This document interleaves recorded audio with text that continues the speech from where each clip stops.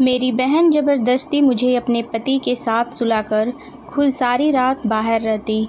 एक रात मेरी जीजू को पता चला कि मैं उसकी पत्नी नहीं बल्कि साली हूँ। फिर मेरे जीजू ने मेरे साथ ऐसा काम किया जिसे सुनकर आपके होश उड़ जाएंगे। रात को मैं गहरी नींद में थी कि मुझे महसूस हुआ कि मुझे कोई जगाने की कोशिश कर रहा है। मैं धीमी धीमी आंखें खोल कर देखी तो मेरे बेड के पास मेरी बहन खड़ी थी। मैं फ़ौरन उठकर बैठ गई। पहले दिमाग में ख्याल आया कि जीजू को कुछ हो तो नहीं गया कि वो इस वक्त मुझे जगाने आई है, पर जैसे ही मैंने उससे पूछा कि क्या हुआ तो वो फ़ौरन मुंह पर हाथ रखी और मुझे चुप रहने का इशारा करते हुए कहने लगी कि यहाँ से उठो। मुझे हैरत हुई कि वह रात को मुझे जगाने क्यों आई है और मुझे खामोश रहने को क्यों कह रही है। और फिर कुछ दिन पहले सुनी हुई खबर की तरफ मेरा ख्याल गया। मुझे लगा कि शायद घर में कोई घुस आया है, इसलिए वो ऐसा कर रही है। और मैंने इशारे से पूछा कि क्या बात है, तो उसने जो बात मुझे कही वो मुझे परेशान करने के लिए काफ़ी थी। मेरी बहन चाहती थी कि मैं उसके कमरे में जाकर उसके पति के साथ बेड पर उसकी जगह सो जाऊं। मैंने उससे पूछा कि ऐसा क्यों चाहती हो और मैं उसके पति के साथ कैसे सो सकती थी, लेकिन वो जिद करने लगी कि मैं 1 घंटे के लिए वहाँ रुक जाऊँ और जब वह वापस आएगी तो फिर मैं वहाँ से आ जाऊँगी। किसी को पता नहीं चलेगा, जबकि मुझे डर था कि जीजू को पता चल जाएगा तो एक दिन हम दोनों बहनों को घर से निकाल देंगे और किसी मर्द के साथ उसकी पत्नी की जगह मैं कैसे सो सकती थी। लेकिन मेरी बहन मिन्नत कर रही थी, उसका मुझ पर बहुत एहसान थे, इसलिए मैं चुपचाप उसकी बात मान गई और उसके कमरे में जाकर बेड के कोने पर सो गई। सुबह होने के कुछ समय पहले ही मेरी बहन वापस आई, मुझे जगाया और अपने कमरे में जाने को कहा। मैं अपने कमरे में आ गई, लेकिन मेरा दिमाग अपनी बहन की इस हरकत पर था कि रात को उसने मुझे क्यों भेजा और खुद कहाँ गई थी। सुबह नाश्ते के लिए उठी तो जीजू घर पर ही थे और उनके इस अंदाज से महसूस हो रहा था कि उन्हें कुछ मालूम नहीं है। मुझे इंतज़ार था कि जीजू घर से जाएंगे तो मैं अपनी बहन से पूछूंगी कि ये सब क्या है। जीजू के जाने के बाद जब मैंने दीदी से सवाल किया कि यह क्या मसला है और तुम रात को कहाँ गई थी, तो वह मेरे सवाल पर रोने लगी। उसने कहा कि मैं तो रात को अपनी दोस्त के साथ हॉस्पिटल में थी। मुझे उसकी बात ने हैरान कर दिया। अगर किसी दोस्त के साथ हॉस्पिटल गई थी तो यह तो अच्छी बात है और जीजू को बता कर भी जा सकती थी। और यही बात मैंने अपनी बहन से कही तो कहने लगी कि मेरी उस दोस्त को तुम्हारे जीजू कुछ पसंद नहीं करते, क्योंकि वो लड़की अकेली रहती है और उसकी शादी भी नहीं हुई है। सबको लगता है कि जो लड़कियां अकेली रहती हैं वो बदकिरदार होती हैं। हालांकि ऐसा नहीं है, लेकिन यह भी बाकी मर्दों की तरह उसे बदकिरदार ही समझते हैं। मैंने जब पूछा कि उसके साथ आखिर ऐसा क्या हुआ था कि रात को हॉस्पिटल जाना पड़ा, तो मेरी बहन इस बात को टाल गई और मेरा धन्यवाद करने लगी। रात को तुमने मुझे बचा लिया, मैं भी इस बात को भूल गई। चलो, एक अच्छा ही काम किया था। लेकिन कुछ दिन गुजरे तो फिर ऐसे ही एक रात मेरी बहन मुझे जगाने आ गई और मुझे अपने कमरे में जाकर फिर से सोने को कहा। मैंने पूछा कि फिर उस दोस्त के पास जा रही हो, तो उसने कहा कि हाँ। मैंने बहुत पूछा कि किस हॉस्पिटल में जा रही हो, क्यों जा रही हो, ताकि मुझे कुछ मालूम हो, लेकिन मेरी बहन ने मुझे कुछ नहीं बताया। मुझे अपने कमरे में भेजकर घर से निकल गई और मुझे ऐसा महसूस हो रहा था कि जैसे कुछ गलत हो रहा है। यकीनन मेरी बहन कुछ गलत कर रही थी और रात को हॉस्पिटल जाने के बहाने से कहीं और जाती थी। मेरी बहन तकरीबन 4 घंटे बाद वापस आई और वह 4 घंटे मैंने जैसे सूली पर लटक कर गुजार रहे थे। जब भी जीजू करवट लेते मुझे लगता था कि अब मेरा राज खुल जाएगा, लेकिन खैर, मैंने दिल से सोच लिया था कि अब मैं अपनी बहन की बात कभी भी नहीं मानूंगी और ऐसा कुछ है तो जीजू को सारी बात सच बता दूंगी, क्योंकि उन्हें सब कुछ मालूम होना चाहिए। बहन ने मेरे हर सवाल को टाल दिया और ऐसे ही चल रहा था। तकरीबन 1 हफ्ते बाद फिर से मेरी बहन मेरे कमरे में मौजूद थी और आज रात फिर चाहती थी कि मैं उसके कमरे में जाकर सो जाऊं।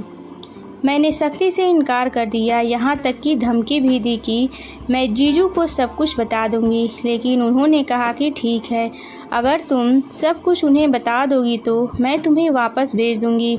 मैं यहाँ नहीं रखूँगी, क्योंकि तुम्हें यहाँ कोई रहने भी नहीं देगा। मेरे भविष्य का सवाल था, इसलिए मैं ना चाहते हुए भी जाकर उनके कमरे में सो गई। मैं सोच रही थी कि ठीक है, अगर यह बात खुलेगी तो बात मुझ पर भी आएगी। मुझे क्या करना चाहिए?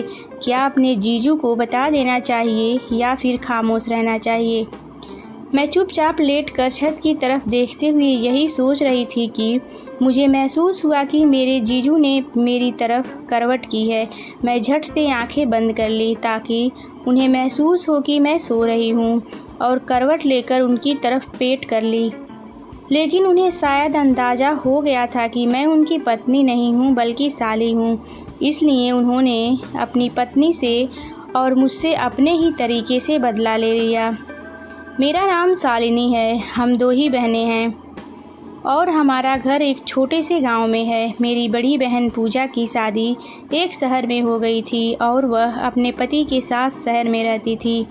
मैंने जब मैट्रिक पास किया तो पास के कॉलेज में एडमिशन के लिए फॉर्म जमा करवा दिए, क्योंकि हमारे गांव की लड़कियां वहीं पढ़ने जाती थीं। लेकिन मेरी बहन ने जिद की कि वो मुझे बड़े शहर में एडमिशन करवाएगी और ख़ुद ही मेरे सारे डॉक्यूमेंट ले गई और अपने शहर में कॉलेज में जमा करवा दिए। जब मेरा एडमिशन हो गया तो उसने खुद ही ऑफ़र की कि यह मेरे घर में मेरे पास रहेगी। मेरी बहन ने अपने पति और मम्मी पापा को कैसे राज़ी किया मुझे नहीं मालूम था।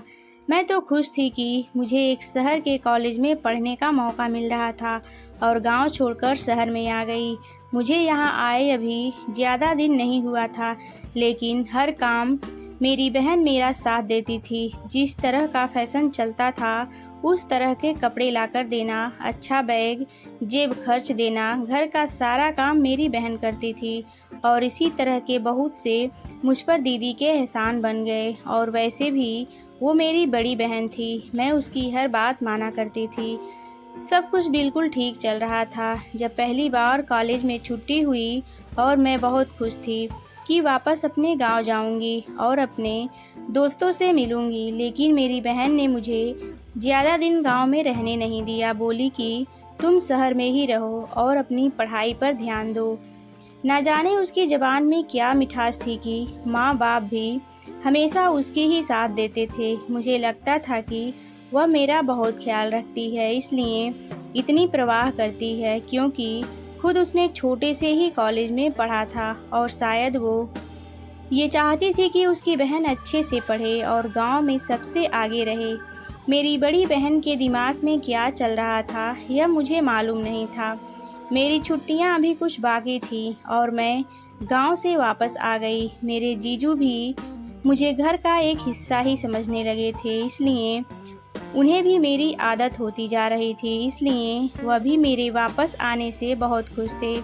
और जिस दिन मैं गांव से वापस आई उस दिन थकान की वजह से मैं जल्दी सो गई। और जब आधी रात को मेरी बहन मेरे कमरे में आई, उसने चुपके से मुझे अपने कमरे में जाकर सोने को कहा और मेरे सवाल करने पर कहा कि मेरी दोस्त हॉस्पिटल में है और उसे मेरी ज़रूरत है। तुम्हारे जीजू उसको पसंद नहीं करते, तुम जाकर सो जाओ ताकि उनको मालूम ना हो। मैं इस बात पर खामोश हो गई और इस पर ज़्यादा सोचा नहीं, लेकिन मुझे क्या मालूम था कि एक बार उसकी बात मान के मैंने अपने लिए क्या मुश्किल खड़ी कर ली है और यह चीज़ मेरे ऊपर क्या क्या मुसीबत लाएगी। ये सच्चाई मुझे नहीं मालूम था।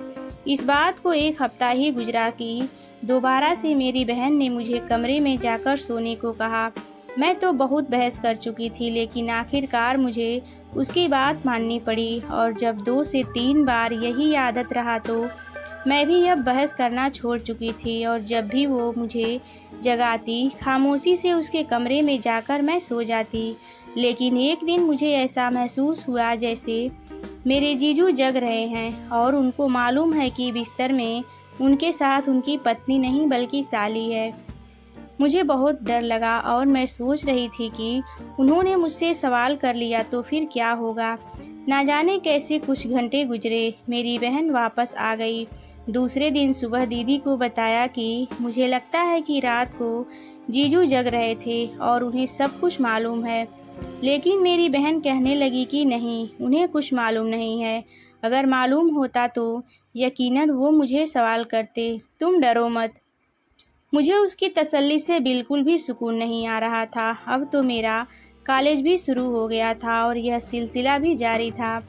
मेरी बहन पहले हफ्ते में एक बार जाया करती थी और अब तो हर 2-3 दिन बाद जाया करती थी। मेरी बड़ी बहन मुझे कभी नहीं बताती थी कि वह कहाँ जाती है और इस सवाल को सख्ती से टाल देती थी। और हैरत की बात तो यह थी कि वह जिस दोस्त का नाम बताती थी, उस दोस्त को आज तक मैंने कभी देखा ही नहीं था। ना कभी वह हमारे घर आई थी और ना ही मेरी बहन कभी दिन की रोशनी में उससे मिलने गई थी।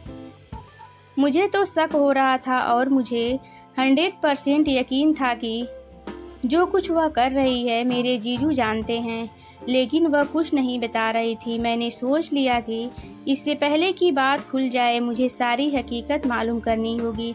इसलिए मैंने सारी प्लानिंग कर रखी थी। 2 दिन हो गए थे और बहन ने मुझे रात को अपने कमरे में जाने को नहीं कहा था।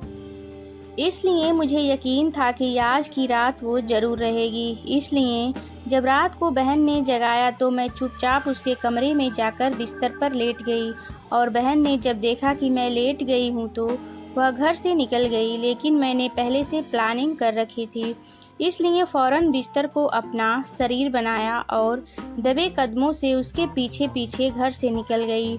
मुझे इस चक्कर में डर भी लग रहा था, लेकिन मुझे सच्चाई का पता लगाना था।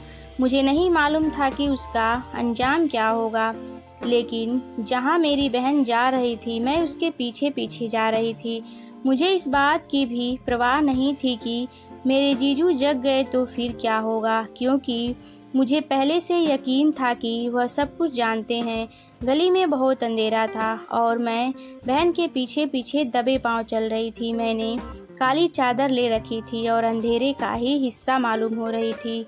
मैं बहुत ज़्यादा डरपोक थी, दिल में बहुत डर रही थी, लेकिन मेरी बहन बगैर किसी डर और खौफ के आगे जा रही थी।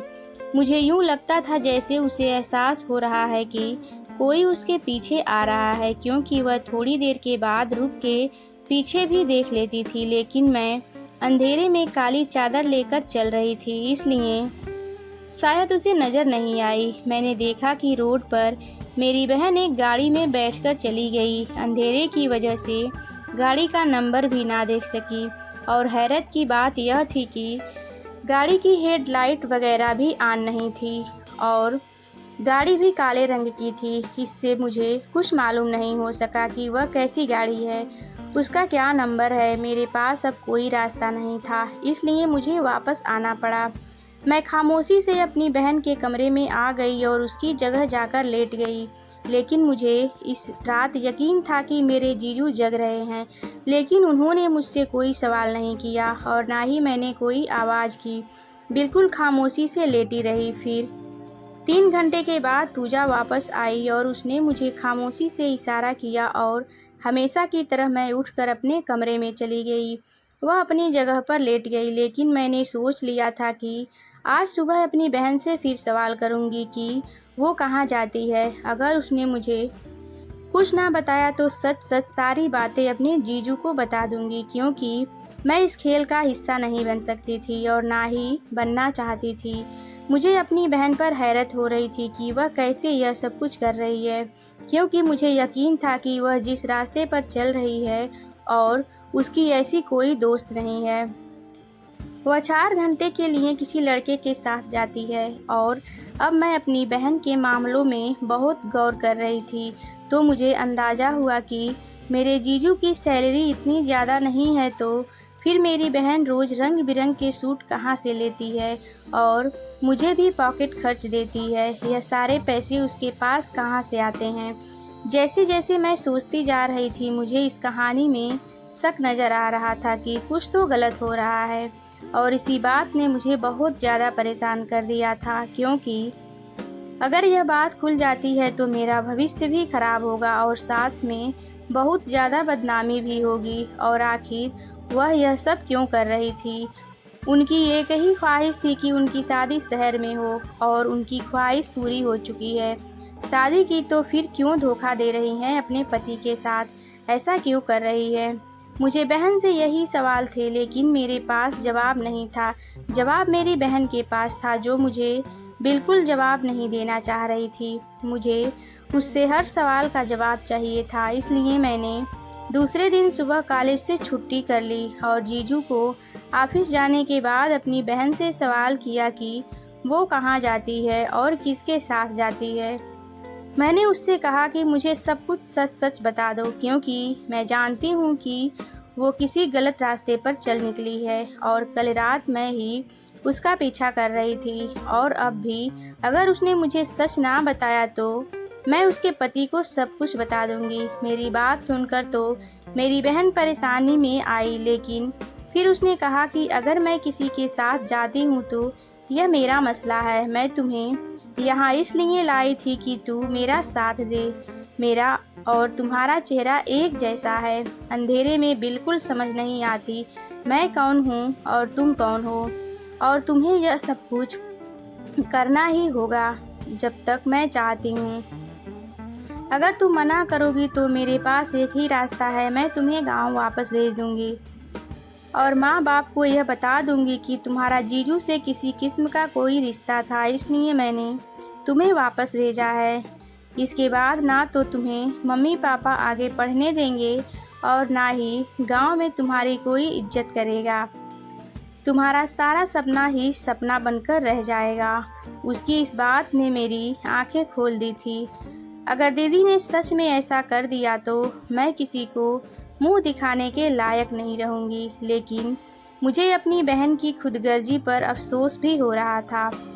उस वक्त तो रोती हुई मैं वहां से उठ गई, लेकिन अपने कमरे में जाकर सोचने लगी कि यह सब कुछ क्यों कर रही है। वह तो बहुत ही अच्छी लड़की थी।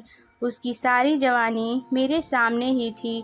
उसने कभी कोई गलत रास्ता नहीं चुना था। हालांकि वह शहर में अकेले पढ़ने भी गई थी। उसने शहर से 3 महीने का कंप्यूटर कोर्स किया था। वो अकेली रहती थी, कभी भी उनके बारे में कोई गलत बात नहीं सुनी थी। तो अब वो शादीशुदा हैं तो ऐसे काम क्यों कर रही हैं।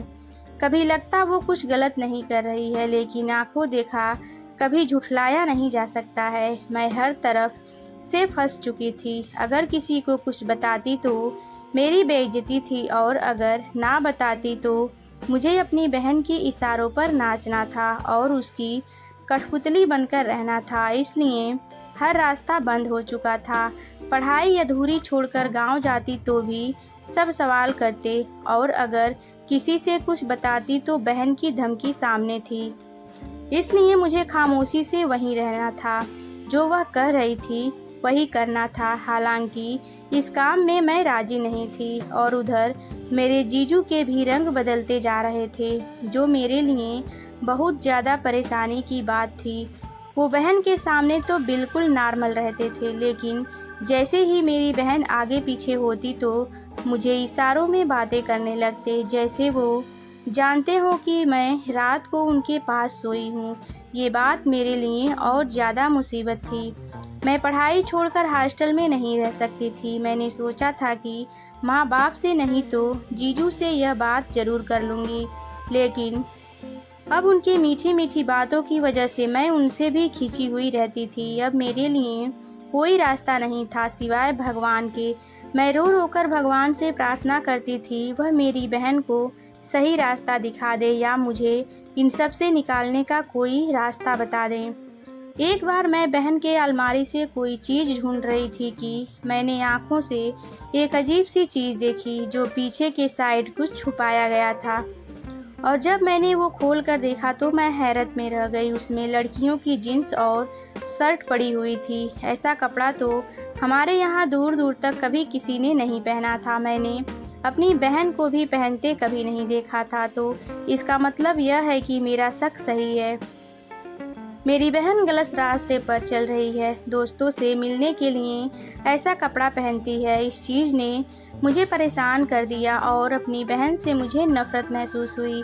और जीजू का व्यवहार बदलते जा रहा था और मैं बहन को भी नहीं बता सकती थी। जो खुद किसी गलत रास्ते पर चल रही हो वह मेरी क्या मदद करेगी। वो तो मुझे अपने पति के साथ ही मिलकर बदनाम कर देगी। और फिर एक दिन भगवान ने मेरी सुन लिया। मुझे सारी हकीकत मालूम हो गई। मैं कॉलेज से वापस आई तो हमारे घर के सामने कुछ अजीब किस्म का भीड़ था। मुझे किसी अनहोनी का आशा हुआ। मैं भीड़ को हटाते हुए जब अंदर पहुंची तो सामने का मंजर मुझे बहुत ही डरा दिया। पुलिस वालों ने मेरे जीजू को पकड़ रखा था और मेरी बहन वहीं पर खड़ी थी, लेकिन कुछ भी नहीं बोल रही थी। मैंने पूछा कि यह सब क्या हो रहा है, तो मेरी बहन ने फौरन मुझे पकड़कर अपने पीछे कर लिया और कहा, बिल्कुल खामोश रहो। मुझे लगता है कि मेरी बहन ने अपने पति को पकड़ा दिया है ताकि वो किसी और के साथ रंगरलियां ना मना सके। यही बात मैंने अपनी बहन से कही तो उसने मुझे खामोश रहने को कहा। मेरे जीजू चीखते रहे और पुलिस उनको पकड़कर ले गई। भीड़ हटने के बाद मैं अपनी बहन पर गुस्सा होने लगी कि तुम्हें अपने पति को गिरफ्तार नहीं करवाना चाहिए था। उन्होंने क्या जुर्म किया है? अगर तुम्हें वह पसंद नहीं थे तो उनसे डिवोर्स ले सकती थी, लेकिन बेगुनाह को ऐसे पकड़वाना बिल्कुल भी अच्छी बात नहीं है। मेरी बहन ने कहा कि वह कैसे हैं? क्या वो तुम्हें तंग नहीं करते थे? इस बात पर मैं सर झुकाकर रह गई। तो मेरी बहन ने कहा कि तुम यहाँ बैठो, मैं तुम्हें बताती हूँ कि हकीकत क्या है। और फिर मेरी बहन ने मुझे जो हकीकत बताई वो मुझे हैरान करने को काफ़ी थी। उसने जो मुझे बताया ये उसकी जुबानी बता रही हूँ। शादी से पहले मैं शहर में 1 महीने का कोर्स करने आई थी। तुम्हें याद है? मैंने कहा कि मुझे याद है। तो उस पर उसने मुझे बताया कि वो कोई कंप्यूटर कोर्स नहीं था, बल्कि उसने पुलिस फोर्स ज्वाइन कर ली थी और वह उसकी ट्रेनिंग देने आई थी। और घर में यह बात किसी को नहीं बताया। यह बात सिर्फ उसकी और मेरे मम्मी पापा को मालूम था। कुछ साल के बाद उसका रिश्ता आ गया और मम्मी पापा ने जिद करके मेरा उसके साथ शादी कर दी। मैं खुद भी शादी से बहुत खुश थी, लेकिन जब शादी के बाद उसने अपने पति से कहा कि वह पुलिस फोर्स ज्वाइन करना चाहती है तो वो मना कर दिया। उसने बिल्कुल नहीं बताया कि वह ऑलरेडी फोर्स ज्वाइन कर चुकी है। लेकिन जब उसने जॉब ज्वाइन किया तो उसकी हेड ने उससे कहा कि वो रिजाइन ना करे, बल्कि वो डेली ना आए, लेकिन पुलिस की जो छुपी हुई मिशन है उसमें वो मदद कर दिया करे। उस पर उसने हामी भर ली। ऐसा लगा था कि घर की मजबूरी की वजह से उसका पति मना कर रहा है। एक बार एक छुपी हुई गैंग के खिलाफ उन्हें साबूत ढूंढना था और उसने पति को बताए बगैर ही काम शुरू कर दिया। लेकिन जब गैंग के बारे में मालूम किया गया तो उसका पति भी इसी गैंग का एक हिस्सा था और इसलिए पुलिस फोर्स ज्वाइन करने से मना करता था। इसलिए उसने एक जुआ खेलने का फैसला किया और मुझे इस्तेमाल किया। यह जो रातों को उठकर भाग जाती थी, मैं तो यह अपने काम की वजह से जाती थी। उसे मालूम है कि उसका पति सब कुछ जानता था। मुझे भी लगता है कि मेरे जीजू जानते हैं। वह हमेशा से जानता था कि क्या कहानी चल रही है। मेरी दीदी ने कहा मसला यह था कि उसकी नीयत तुम पर खराब हो चुकी थी। इस वजह से वह हम लोगों पर हाथ नहीं डाल रहा था और वह चाहता था कि उसके बंदे मुझे रंगे हाथों पकड़ें और इस बात को बुनियाद बनाकर वह मुझे छोड़कर तुमसे शादी कर ले। लेकिन मैं उसके बंदों के हाथ कभी नहीं आई और मैं सब कुछ जानते हुए भी आंखें बंद करके बर्दाश्त कर रही थी, क्योंकि मुझे मालूम था कि इस वक्त जो हो रहा है वह एक जुआ है। और आज मैंने खुद उसकी गिरफ्तारी भी की है, क्योंकि मैं अपने पति को छोड़ सकती हूँ लेकिन इस मुल्क के साथ गद्दारी नहीं कर सकती। मुझे अपनी सोच पर शर्मिंदगी होने लगी कि मैं अपनी बहन के बारे में क्या क्या समझ बैठी थी। मैंने दीदी से माफ़ी मांगी, उसने खुले दिल से मुझे माफ़ कर दिया। मेरी बहन ने अपने पति से डिवोर्स ले ली और पुलिस फोर्स ज्वाइन कर ली। हम अब भी इस शहर में रहते हैं, लेकिन अब मेरे सर पर किसी जीजू का साया नहीं था और ना ही मुझे डर सता रही है कि मेरी बहन किसी गलत रास्ते पर चलेगी और मुझे इस्तेमाल करेगी, क्योंकि आँखों का देखा हमेशा सच नहीं होता है।